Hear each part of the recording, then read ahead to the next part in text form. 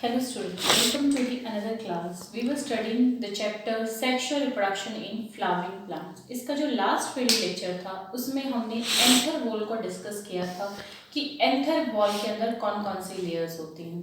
उसको हमने ट्रिक से भी लर्न किया था, दैट इज OMTP। कौन कौन सी लेयर्स थी? That is epidermis, endothelium, middle layer and the inner most is tapetum. तो बाहर वाली जो तीनों थी वो क्या काम कर रही थी? वो काम कर रही थी to provide protection to the pollen grain. अंदर जो पॉलन ग्रेन बनी उनको प्रोटेक्शन प्रोवाइड करने का काम कर रही थी। और सबसे जो इनर मोस्ट थी दैट वाज टेपिटम। टेपिटम का मेन फंक्शन था to provide nutrition to the pollen grain. ये टेपिटम बड़ी इंपॉर्टेंट है, इसीलिए आज हम टेपिटम को डिस्कस करने जा रहे हैं। First we are studying about the types of tapetum, कि टेपिटम कौन कौन से टाइप की होती है। बेसिकली टेपिटम अगर हम हायर प्लांट्स की बात करें तो दो तरह की टेपिटम लेयर मिलती है। That is first one is amoeboid और यू कैन से इन्वेजिव या प्लाज्मोडियल टेपिटम। तो फर्स्ट वन हो गई amoeboid, invasive and plasmodial tapetum. The second one is glandular, secretory और parietal tapetum। किस बेसिस पे ये नेम दिए गए हैं ये भी अभी हम डिस्कस करेंगे। देखिए टेपिटम का मेन फंक्शन तो है न्यूट्रिशन प्रोवाइड करना। जैसे ये एंथर वॉल हो गई, ये इसके अंदर टिश्यू हो गया जिसको हमने स्पोरोजिनस टिश्यू बताया था, और ये इसकी लेयर हो गई टेपिटम लेयर। अब इसमें फर्स्ट वन अमीबॉइड इन्वेजिव में क्या होता है, ये जो टेपिटम सेल वॉल है, इस टेपिटम जो सेल्स है इनकी सेल वॉल डिसॉल्व हो जाती है। यहाँ पे क्या होगा, इनकी सेल वॉल डिसॉल्व हो जाएगी। इनकी सेल वॉल डिसॉल्व हो जाएगी तो इनका अंदर का जो सारा प्रोटोप्लास्ट है, सारा कंटेंट है, वो किसके अंदर आ जाएगा? जो अंदर माइक्रोस्पोरेंजियम है या जो अंदर पॉलन सैक है जिसके अंदर पॉलन ग्रेन्स की फॉर्मेशन हो रही है उसके अंदर आ जाएगा। तो ये इस तरह से क्या कर रही है, उसको इन्वेड कर रही है, इसीलिए इसको हमने क्या बोल दिया, इन्वेजिव टाइप ऑफ टेपिटम। तो यहाँ पे सेल वॉल डिसॉल्व हो जाएगी तो टेपिटम की जो सेल हैं they loses their integrity. Tapetum cell loses their integrity, उनकी इंटीग्रिटी समाप्त हो जाएगी, खत्म हो जाएगी। This is very less common in angiosperms. Angiosperms में ये नहीं मिलता है। This is less common type of tapetum. Second one is glandular, secretory या पैराइटल। इसमें क्या होता है, यहाँ पे सेल वॉल डिसॉल्व नहीं होगी, सेल की इंटीग्रिटी बनी रहेगी। टेपिटम क्या करती है, कुछ सब्सटेंसेस सिक्रीट करती है, वो फिर उस पोरोजिनस टिश्यू को जो अंदर सेल्स हैं उनको न्यूट्रिशन प्रोवाइड कर रही है। तो यहाँ टेपिटम कुछ सब्सटेंसेस सिक्रीट कर रही है, इसीलिए इसको हमने क्या बोल दिया, glandular and secretory type of tapetum.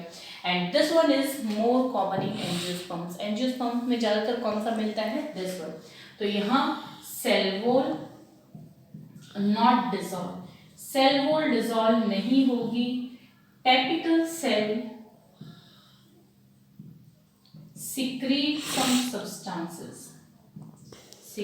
some nutritive substances, और यही जो न्यूट्रिटिव सब्सटेंसेस हैं यही उसको न्यूट्रिशन प्रोवाइड करने का काम करेंगे।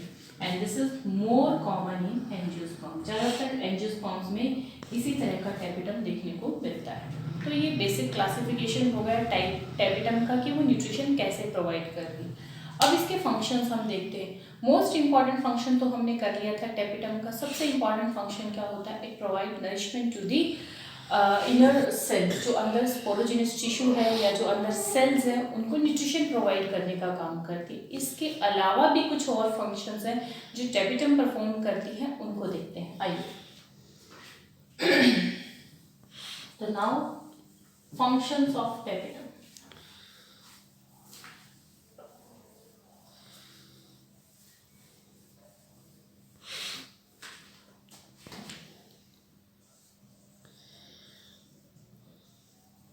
Functions of tapetum. First one, it provide nourishment और यू कैन से न्यूट्रिशन। अंदर स्पोरोजिनस टिश्यू है, स्पोरोजिनस टिश्यू में देखिए अभी जो अंदर टिश्यू है उसको क्या कहेंगे, स्पोरोजिनस टिश्यू। उसी टिश्यू में कुछ सेल काम करेंगे act as microspore mother cell. इसको हम माइक्रोस्पोरोजेनेसिस में डिटेल में डिस्कस करेंगे, यहाँ थोड़ा सा बता रही हूँ आपको। माइक्रोस्पोर मदर सेल का काम करेंगे, इनमें डिवीजन होंगे, मियोसिस होगा and they will form microspore. ये क्या बनाएंगे, माइक्रोस्पोर। और यही माइक्रोस्पोर फिर क्या बनाएंगे, पॉलन ग्रेन।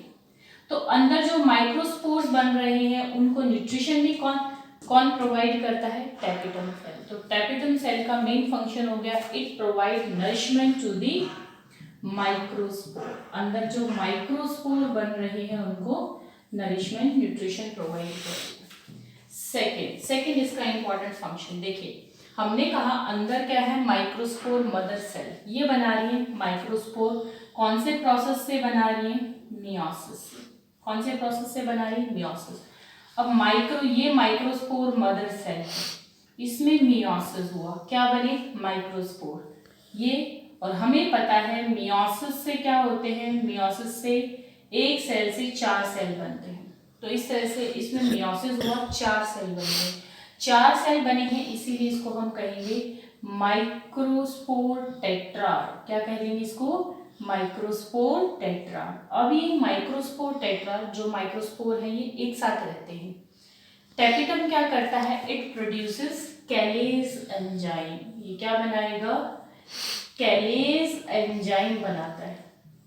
ये कैलेज एंजाइम क्या करता है, इन माइक्रोस्पोर टेट्राड की जो सेल्स हैं इन चारों सेल्स को सेपरेट कर देता है, अलग अलग कर देता है। तो ये क्या कर रहा है, it separate microspores from microspore tetrad. उनके टेट्राड से उन माइक्रोस्पोर्स को अलग कर देता है। और ये किसकी वजह से हो रहा है, ड्यू टू कैलेज एंजाइम। और कैलेज एंजाइम कहाँ से सिंथेसाइज हो रहा है, it is synthesized from tapetum. Very important direct question आता है, कैलेज एंजाइम कहाँ से प्रोड्यूस होता है। Now the third function is formation of enzyme. Formation of enzyme देखिए क्या होता है, अभी आगे भी इसको हम डिटेल में करेंगे, लेकिन हमें पता होना चाहिए एंजाइम की फॉर्मेशन कहाँ से हो रही है, वहाँ हम उसके केमिकल कंपोजिशन को डिस्कस करेंगे। देखिए माइक्रोस्पोर मदर सेल में मियोसिस हुआ, माइक्रोस्पोर टेट्राड बन गया, अब ये अलग हो गए। अब ये जो माइक्रोस्पोर्स अलग हो गए हैं, ये क्या हो गए, माइक्रोस्पोर अलग हो गए। यही बाद में किस में कन्वर्ट होते हैं, पॉलन ग्रेन में। किस में कन्वर्ट होंगे, पॉलन ग्रेन। और पॉलन ग्रेन की जो आउटर वॉल होती है, पॉलन ग्रेन को 2 वॉल्स सराउंड करती है। अंदर वाली को बोल देते हैं इंटाइन, और जो बाहर वाली होती है वो इस तरह की होती है, थोड़ी रफ सी, उसको बोलते हैं हम एक्साइन। आउटर वॉल को क्या कहते हैं, एक्साइन। ये एक्साइन की फॉर्मेशन कहाँ से होती है, टैपिटम से होती है। और वेरी वेरी इंपॉर्टेंट जो ये एक्साइन है, ये एक ऑर्गेनिक कंपाउंड की बनी होती है जिसको हम कहते हैं स्पोरोपोलेनिन। क्या नाम देते हैं इसको, sporopollenin. Very very important. Pollen grain के आउटर वॉल एक्साइन होगी और एक्साइन किसकी बनी होती है, स्पोरोपोलेनिन। ये एक ऑर्गेनिक कंपाउंड है, this is a organic compound and it is secreted from tapetum cell, secreted from tapetum से secrete होता है। क्यों इसका इतना इंपॉर्टेंट रोल है स्पोरोपोलेनिन का, क्योंकि ये जो स्पोरोपोलेनिन जो ऑर्गेनिक कंपाउंड है इट इज हाईली रेजिस्टेंट। ये हाईली रेजिस्टेंट है। ऐसा आज तक ऐसा कोई एंजाइम नहीं बना है जो इसको डाइजेस्ट करे। ना टेम्परेचर का इसके ऊपर इफेक्ट होता है, ना पीएच का, ना एसिडिक पीएच का, ना एल्कलाइन पीएच का। इसीलिए ये क्या है, ये स्पोरोपोलेनिन क्या है, हाईली रेजिस्टेंट ऑर्गेनिक कंपाउंड जो पॉलन ग्रेन को सराउंड करता है। अब ये हाईली रेजिस्टेंट है, ना टेम्परेचर का इफेक्ट हो रहा है, ना पीएच का, ना एंजाइम्स का, किसी चीज़ का इसके ऊपर इफेक्ट नहीं होता, तो हम कह सकते हैं इट इज नॉन बायोडिग्रेडेबल। कैसा है ये, नॉन बायोडिग्रेडेबल, कि धरती में ये सालों तक सरवाइव कर सकता है, ये डिग्रेड नहीं होगा। अब क्या होता है, ये डिग्रेड नहीं होता तो इसी कैरेक्टर की वजह से इस स्पोरोपोलिन की वजह से क्या होते हैं, जो पॉलन ग्रेन्स होते हैं एज फॉसिल्स अर्थ के अराउंड हमें मिलते हैं, क्योंकि उसके बाहर हार्ड कोट है जिसकी वजह से वो डिग्रेड नहीं होता है। वरना अगर कोई और सब्सटेंस होगा, ऑर्गेनिक कंपाउंड होगा, थोड़े टाइम की पीरियड के बाद डिग्रेड हो जाएगा, लेकिन इसके अराउंड हार्ड कवरिंग है तो ये डिग्रेड नहीं होता, सालों साल एज इट इज पड़े रहते हैं। दैट्स वाई ये हम किसमें यूज किए जाते हैं, it is these are also use as study of fossils, fossil study में यूज करते हैं या एज फॉसिल्स अर्थ से निकाले जाते हैं। तो this sporopollenin is highly resistant है to what, to temperature, pH और एंजाइम से भी, कोई भी एंजाइम इसको डाइजेस्ट नहीं कर सकता। तो वेरी इंपॉर्टेंट, बोर्ड एग्जाम्स में भी क्वेश्चन आता है, एग्जाइम किसकी बनी होती है, एग्जाइम स्पोरोपोलिन की हाईली रेजिस्टेंट कंपाउंड की बनी होती है, और इसी वजह से इनको हम as a these are pollen grains are found as fossils के फॉर्म में मिलते हैं। सिक्रीट कहाँ से होती है, very very important, it is secreted from tapetum. ये कहाँ से प्रोड्यूस हो रही है, टैपिटम से प्रोड्यूस हो रही है, और इसको प्रोड्यूस करने में मेन रोल होता है किसका, यूबिश बॉडीज का। क्या होता है, जैसे ये अंदर यहाँ पे पॉलन ग्रेन की फॉर्मेशन हो रही है, माइक्रोस्पोर की फॉर्मेशन हो रही है, ये टैपिटम की सेल्स हैं। टैपिटम की सेल्स क्या करती हैं, कुछ स्फेरिकल बॉडीज प्रोड्यूस करती है जिनको हम बोलते हैं यूबिश बॉडीज। ये यूबिश बॉडीज फिर जाएंगी जो इनर स्पोरोजेनस टिश्यू है जहाँ पे माइक्रोस्पोर बन रहे हैं वहाँ पे जाएंगी, और पॉलन ग्रेन्स के अराउंड स्पोरोपोलिन या एग्जाइम की फॉर्मेशन करते हैं। तो ये किसकी हेल्प से, with the help of Ubisch bodies. Now next function है इसका formation of pollen kit. Pollen kit क्या होता है देखिए, fourth is formation of pollen kit.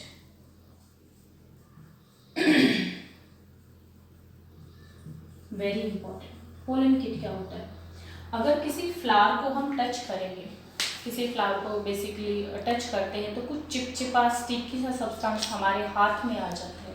वो जो स्टिकी सब्सटेंस, वो चिपचिपा सब्सटेंस जो हमारे हाथों में आता है उसको हम क्या बोलते हैं, पॉलन किट। तो पॉलन किट क्या है, पॉलन ग्रेन के अराउंड ही क्या है, एक स्टिकी ऑयली सब्सटेंस है, स्टिकी ऑयली सब्सटेंस, और this is basically yellow in colour. कैसे कलर का होता है, येलो कलर। येलो कलर क्यों होता है, due to presence of carotenoids. Just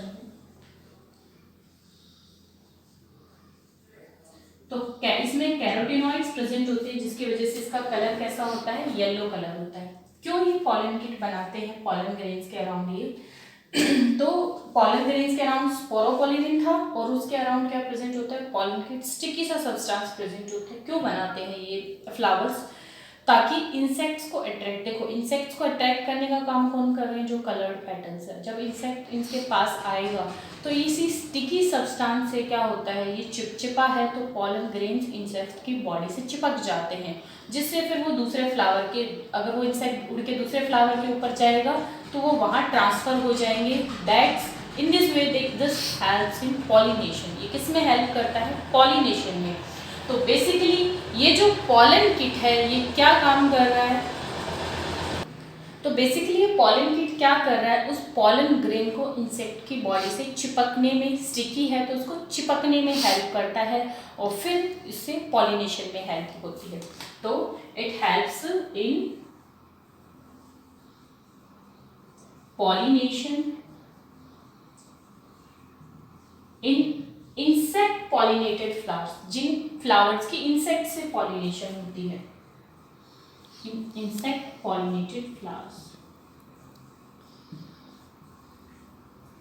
और ये जो पॉलन किट है इसका एक और इम्पॉर्टेंट रोल होता है, ये पॉलन ग्रेन को यूवी रेडिएशन से भी प्रोटेक्शन देता है। Protect pollen grain from UV rays, उनको यूवी रेज से भी प्रोटेक्शन देता है। अब ये पॉलन ग्रेन्स को यूवी रेज से प्रोटेक्शन दे रहा है, तो बहुत सारे जो गर्मियों में सनस्क्रीन लोशंस आते हैं उसमें भी इसको यूटिलाइज किया जाता है क्योंकि ये यूवी रेज से प्रोटेक्शन दे। नेक्स्ट इसका फंक्शन, नेक्स्ट टेपिटम क्या करती है, कुछ प्रोटीन सिक्रीट करती है। इट सिक्रीजेस सम प्रोटीन,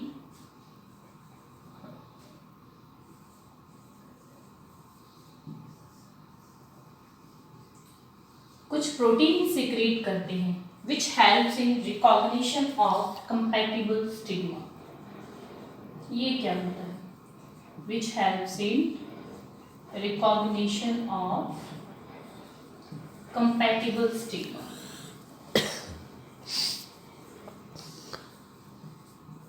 ये क्या चीज होगी, ये क्या होता है, देखिए क्या है।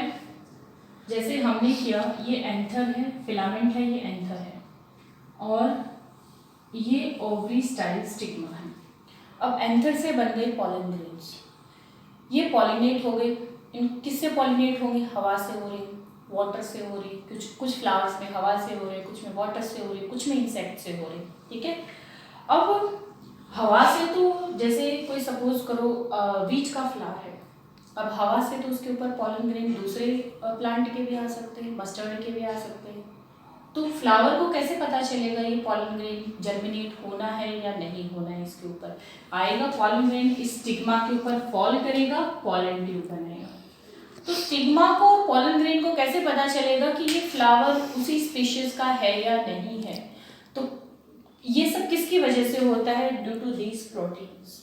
टेपिटम क्या कर रहा है, कुछ प्रोटीन सिक्रीट कर रहा है जो उसको अपना कंपैटिबल स्टिग्मा होगा, मीन्स जो उसी स्पीशीज का स्टिग्मा होगा, उन दोनों के बीच में केमिकल इंटरेक्शंस होंगे जिनको हम कहेंगे पॉलन पिस्टल इंटरेक्शंस। अगर वो पॉलन पिस्टल इंटरेक्शंस पॉजिटिव होंगी, इन प्रोटीन की वजह से ही वो इंटरेक्शंस होती हैं, अगर वो पॉजिटिव होंगी तो ये पॉलन ग्रेन पॉलन ट्यूब बनाएगा, पॉलन ग्रेन की जर्मिनेशन होगी।